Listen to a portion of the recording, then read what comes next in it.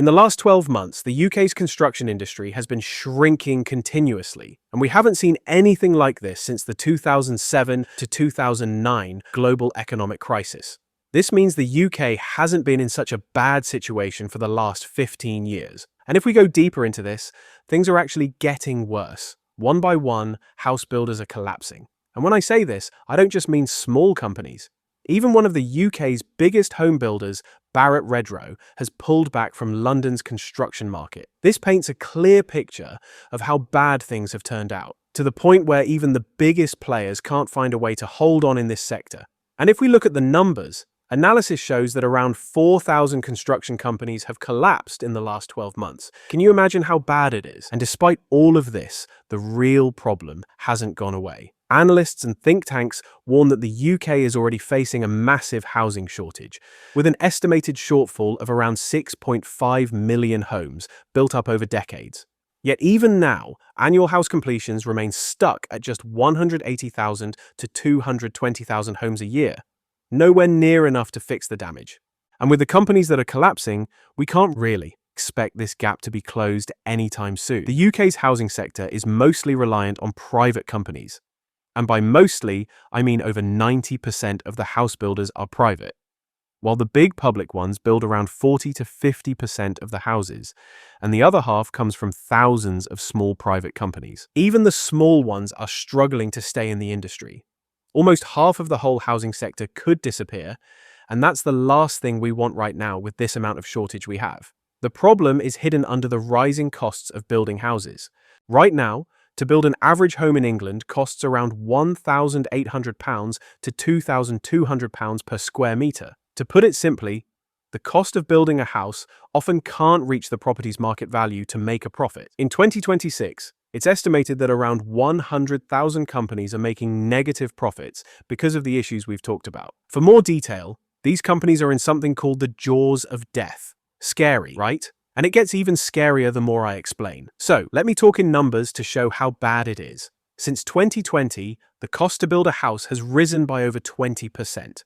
In London specifically, costs are over 15% higher than the UK average. You might wonder why they don't just raise prices. The problem is that building costs often still don't reach the house's market value, so they can't sell profitably.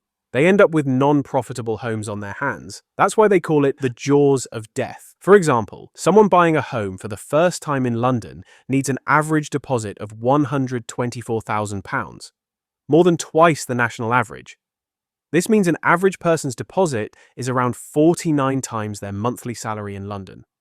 It might be a bit better in other cities, but nowhere in the UK is it truly affordable for most citizens. And on top of all this, the government has introduced updated building and fire safety regulations that add significant extra costs for developers. These changes include things like the mandatory second staircase in new residential buildings over 18 metres, coming fully into force from September/October 2026, which can add around £20,000 to £25,000 per flat in London for a typical two-bedroom apartment, often cited around that £21,500 mark due to lost floor space and extra construction. The goal is simply to make homes safer and more energy efficient. It covers, for example, tall apartment buildings must include a second escape staircase for fire safety. On top of that, there are stricter sustainability and infrastructure requirements. New energy efficiency rules under the Future Home Standard add around £5,000 to £10,000 extra cost per home. Buildings also need better ventilation systems and mandatory electric vehicle charging points. And it doesn't stop there. Developers also have to pay additional levies. There's the Community Infrastructure Levy, which depends on the borough, but in London it can average anywhere from £10,000 to over £50,000 per development. Plus, starting from October 2026, there's a new Building Safety Levy, adding roughly £1,500 to £3,500 per home, depending on the location and size. I can't really complain about these regulations, since they do make people's lives safer and homes more sustainable in the long run. That's definitely a good thing, and no one wants to go back to the risks we saw after tragedies like Grenfell. But we can't deny that this wasn't the best timing at all. Releasing and enforcing them right when the housing market is already in such a terrible state. with builders collapsing left and right and viability already razor thin. An extra £20,000 to £25,000 per flat is a massive amount. It's not just a small add-on. It can completely change the maths for home builders, turning potentially viable schemes into ones that simply don't stack up anymore, and forcing them to delay, scale back, or abandon projects altogether. And for buyers, especially first-time buyers and those on average incomes, it just pushes new home prices even higher. Or worse, reduces the number of new homes being built in the first place, making the shortage even deeper. When you add up everything we've talked about, the collapsing companies, the jaws of death squeeze, the skyrocketing build costs, and now these new regulatory burdens on top, things really aren't looking good for either side right now. Builders are getting crushed, and ordinary people are left with even fewer affordable options. So, is there any light at the end of this tunnel? Well, the new Labour government has made big promises to fix this mess. They've set an ambitious target of 1.5 million new homes over the next 5 years. That's around 370,000 a year in England alone.